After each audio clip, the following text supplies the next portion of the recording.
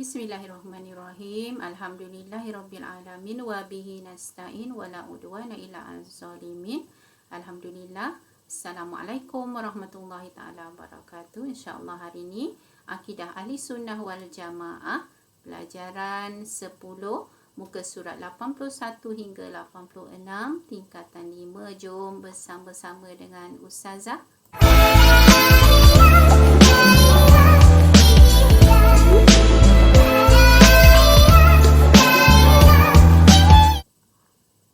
InsyaAllah hari ini Ustazah akan berkongsi bersama-sama dengan anak-anak tentang Akidah Ahli Sunnah wal Jamaah. Objektif PDPC kita pada hari ini ialah menjelaskan takrif Ahli Sunnah wal Jamaah, menjelaskan prinsip Akidah Ahli Sunnah wal Jamaah, menjelaskan sejarah ringkas serta prinsip utama aliran yang bertentangan dengan Ahli Sunnah wal Jamaah, menghuraikan pandangan Ahli Sunnah wal Jamaah dan aliran lain terhadap beberapa isu, serta yang terakhir, menghuraikan kepentingan berpegang dengan Ahli Sunnah wal Jamaah. Siapa Ahli Sunnah wal Jamaah? Kumpulan majoriti umat Islam yang berpegang kepada Al-Quran dan As-Sunnah, menerusi para sahabat, tabi'in, tabi'in dalam prinsip akidah, syariah dan akhlak. Okay? Kumpulan majoriti umat Islam yang berpegang kepada Al-Quran dan As-Sunnah yang diperolehi melalui para sahabat, tabi'in, tabi'in dalam hal-hal yang berkaitan dengan akidah, syariah dan juga akhlak. Itu dia Ahli Sunnah wal Jamaah. Nama lain bagi Ahli Sunnah wal Jamaah ialah As-Salafus Salih, As-Sawadul A'zam, Al-Asy'ariyah, Al-Maturidiyah dan juga Ahlul Hadis. Ini nama lain bagi Ahli Sunnah wal Jamaah. Apa prinsip akidah Ahli Sunnah wal Jamaah? Yang pertama, akidah Ahli Sunnah wal Jamaah berkaitan dengan iman. Maksud dia ialah yakin dan percaya dalam hati, mengaku dengan lidah, beramal dengan perbuatan. Itu maksud iman. Yang kedua, segala perbuatan manusia dicipta Allah. Bagi Ahli Sunnah wal Jamaah, segala perbuatan manusia dicipta Allah, namun manusia diberi pilihan untuk melakukannya atau tidak. Walaupun perbuatan tersebut dicipta oleh Allah, namun kita selaku manusia diberi pilihan untuk buat atau tidak. Itu yang kedua. Yang ketiga, bagi Ahli Sunnah wal Jamaah, yakin wujud perkara ghaib. Perkara ghaib adalah perkara yang kita tak nampak, tapi kita yakin kewujudan dia. Yang seterusnya, yakin syurga dan neraka sudah wujud. Kewujudan syurga dan neraka kita yakin. Ahli Sunnah wal Jamaah ini yakin kewujudannya. Walaupun kita tidak nampak. Yang seterusnya, syafaat Rasulullah adalah dengan izin Allah Subhanahu wa Ta'ala. Dan yang keenam, perutusan Nabi dan Rasul adalah harus bagi Allah. Perutusan Nabi dan Rasul adalah harus bagi Allah. Ini adalah prinsip akidah Ahli Sunnah wal Jamaah. Kita lihat, ada aliran ataupun pegangan yang bertentangan dengan Ahli Sunnah wal Jamaah. Mari kita lihat. Yang pertama, Syiah. Yang kita sebut Syiah. Siapa Syiah? Syiah ialah kumpulan yang menuntut supaya Sayyidina Ali dilantik sebagai khalifah selepas Rasulullah SAW. Syiah ialah golongan atau kumpulan yang menuntut selepas kewafatan Rasulullah SAW supaya Sayyidina Ali yang dilantik menjadi khalifah. Itu dia Syiah. Kumpulan ini berkeyakinan bahawa Ahli Bait sahaja yang layak menjadi khalifah. Kumpulan atau aliran Syiah ini, mereka yakin hanya Ahlul Bait sahaja yang layak menjadi khalifah pengganti selepas kewafatan Rasulullah sallallahu alaihi wasallam. Itu dia aliran yang bertentangan dengan Ahli Sunnah wal Jamaah yang pertama, iaitu Syiah. Okey, kita lihat prinsip utama Syiah. Okey, kenapa aliran ini bertentangan dengan Ahli Sunnah wal Jamaah? Yang pertama, Syiah dia yakin al-imamah ialah rukun agama yang ditentukan oleh Allah melalui lisan Rasulnya. Okey, al-imamah, pelantikan pemimpin atau ketua itu adalah rukun agama. Itu prinsip utama Syiah. Yang kedua, kumpulan ini yakin bahawa Ahlul Bait sahaja yang layak menjadi khalifah. Tak ada orang lain, hanya Ahlul Bait saja. Yang ketiga, yakin imam-imam adalah maksum.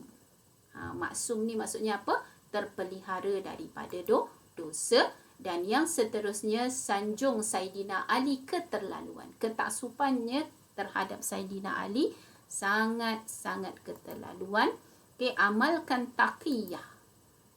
Dan yang seterusnya, menambah nama Saidina Ali dalam syahadah selepas nama Rasulullah sallallahu alaihi wasallam. Aliran yang bertentangan dengan Ahli Sunnah wal Jamaah yang kedua adalah Khawarij. Siapa Khawarij?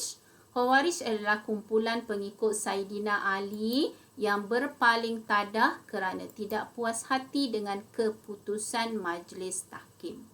Asalnya adalah pengikut Saidina Ali, tetapi telah keluar daripada kumpulan tersebut atau berpaling tadah hanya kerana tidak puas hati dengan keputusan Majlis Tahkim. Ini adalah Khawarij. Kita lihat prinsip utama Khawarij. Apa yang bertentangan dengan Ahli Sunnah wal Jamaah? Yang pertama, jawatan khalifah diserahkan kepada rakyat untuk memilihnya.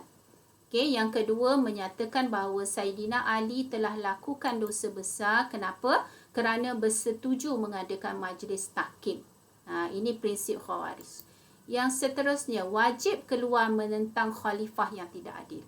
Bagi orang Khawarij, wajib bagi rakyat dia keluar menentang khalifah yang tidak adil. Itu prinsip utama Khawarij. Yang seterusnya apa?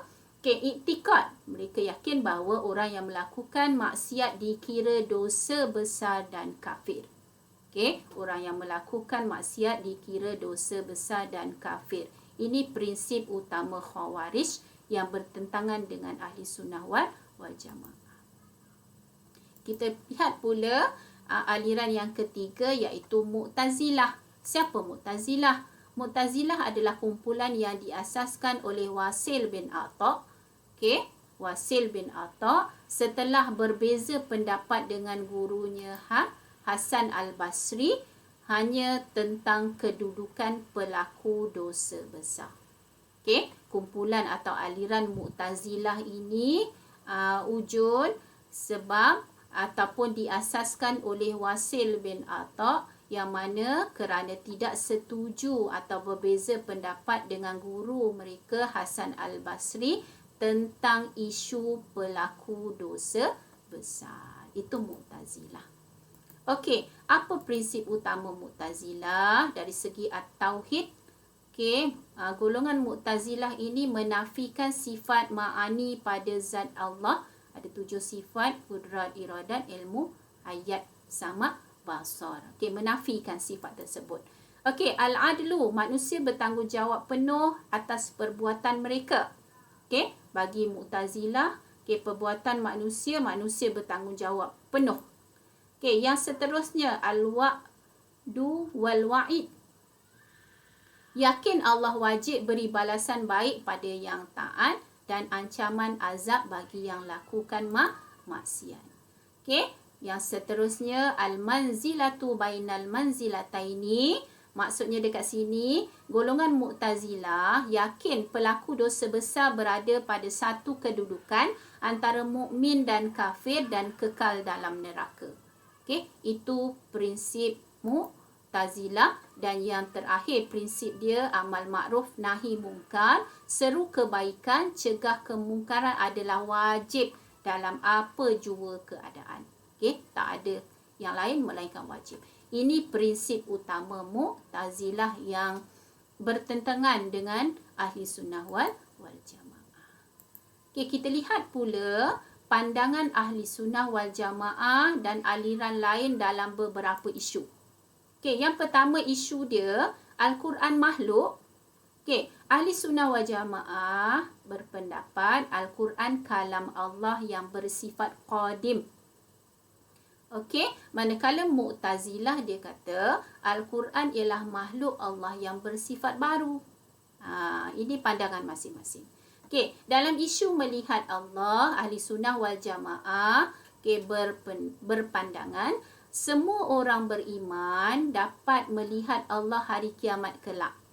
Okey, tetapi bagi golongan Mu'tazilah, mustahil makhluk dapat melihat Allah kerana bagi mereka Allah tidak menyerupai makhluk, jadi tidak akan dapat melihat Allah pada hari kiamat kelak.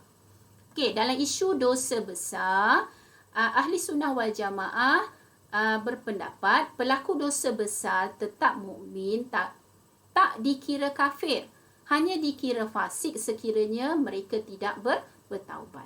Okay, tetapi bagi golongan Mu'tazilah, pelaku dosa besar berada pada satu kedudukan antara mukmin dan kafir. Bahkan mereka kekal dalam neraka. Itu bagi Mu'tazilah. Manakala bagi Khawarij pula, pelaku dosa besar digolongkan atau dikira sebagai kafir. Okey, kita lihat pula isu lain. Okey, dalam isu qada dan qadar, Ahli Sunnah wal Jamaah, setiap perkara yang baik itu datang daripada Allah. Manusia diberi akal untuk berikhtiar memilih mana yang terbaik.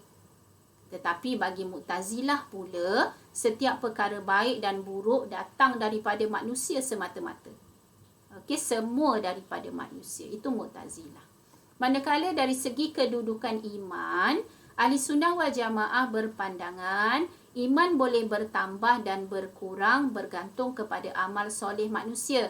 Okey, banyak amal soleh bermaksud bertambah iman. Sekiranya kuranglah iman tersebut. Tetapi bagi Mu'tazilah dan juga Khawarij, mereka berpandangan iman tak boleh bertambah atau berkurang. Iman ada apabila lakukan kebaikan dan apabila lakukan kejatuhan, maksudnya kejahatan di sini, okey, iman akan hilang. Itu pendapat Khawarij dan juga Mu'tazilah dalam isu kedudukan iman. Okey, sekarang kita lihat kepentingan berpegang dengan akidah Ahli Sunnah wal Jamaah. Yang pertama, sekiranya kita berpegang dengan akidah Ahli Sunnah wal Jamaah, kita dapat keredaan Allah. Okey, Allah redha. Okey, kerana kita berpegang kepada Al-Quran dan juga As-Sunnah. Menjamin kesucian Islam.